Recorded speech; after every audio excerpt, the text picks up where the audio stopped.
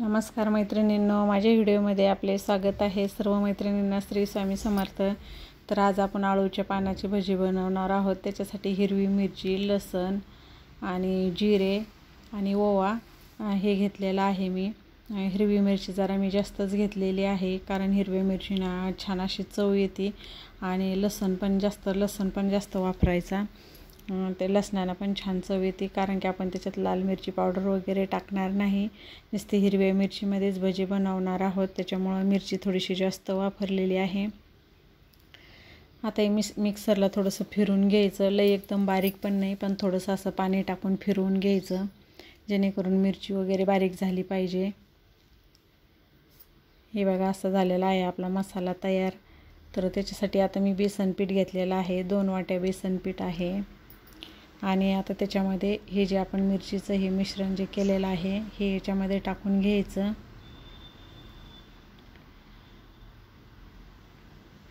साईडला जो लागलेला मसाला असतो ते पण त्याच्यामध्ये पाणी टाकून ते पण याच्यामध्येच टाकून घ्यायचा। पाणी पण जास्त नाही टाकायचं, नंतर आपल्याला जसं लागेल तसं आपण यूज करू शकतो। थोडीशी त्याच्यात हळद टाकली आणि हे आळूचे 9 ते 10 पानं आहे बघा। हे मी बारीक अशी कट करून घेतले होते। नेहमी आळूच्या पानाच्याच वड्या करून बोर होतं खायला, त्याच्यामुळे म्हटलं आज आपण वेगळं काहीतरी बनवूया।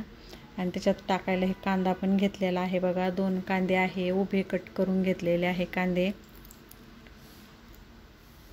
म्हणून म्हटलं आज आपण आळूच्या पानाची भजी बनवूया। आणि पानं पण आपल्या इथालच्या गार्डनमधलेच पानं होते, तर त्याच्यामुळं म्हटलं आपण आज त्याची भजीच बनवूया। आणि घशामध्ये बऱ्याच जणाला खवखव होतं, त्याच्यामुळं खवखव पण होणार नाही।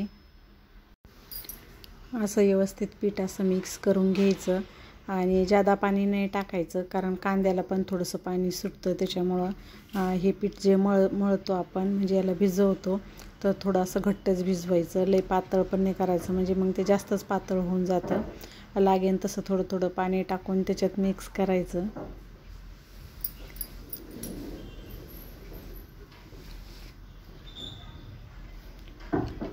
आपण जास्त जर पाणी टाकलं तर मग पातळ होऊन जातं ते।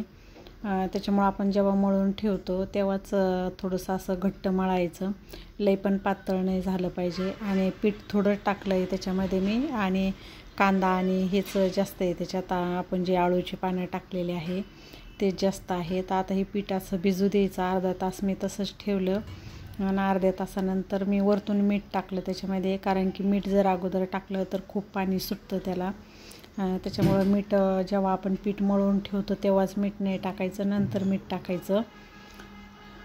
तर आता आपण गॅसवरती कढई ठेवली, आता त्याच्यात तेल टाकून घेते।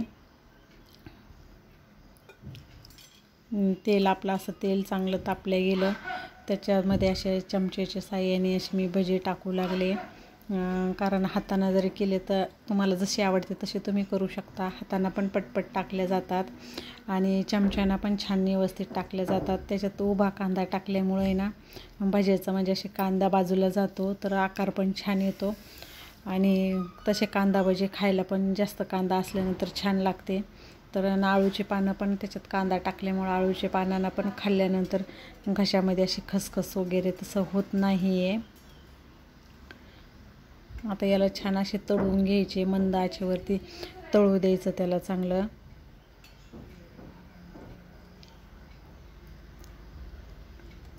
मधल्या साईडने व्यवस्थित असे तळले गेले पाहिजे, मंद आचेवरती तळून घ्यायचे। चांगले असे ब्राऊन कलर होईपर्यंत मी तळू दिले ते, कारण की मग पानं पण मध्ये कच्चे राहत नाही। हे बघा, आपले छानपैकी असे भजे तळले गेलेले आहे।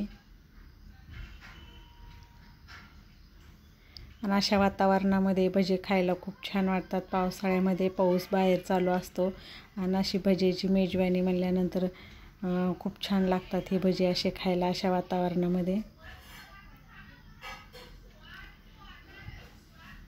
परत आता मी डबल दुसरे पण घानाका तळून घेते। तर आपले भजे तळून रेडी झालेले आहेत। तर या मग भजे खायला, एकदम टेस्टी असे भजे आहेत हे। सॉससोबत किंवा तुम्ही दह्यासोबतही खाऊ शकता। माझा पूर्ण व्हिडिओ बघितल्याबद्दल धन्यवाद।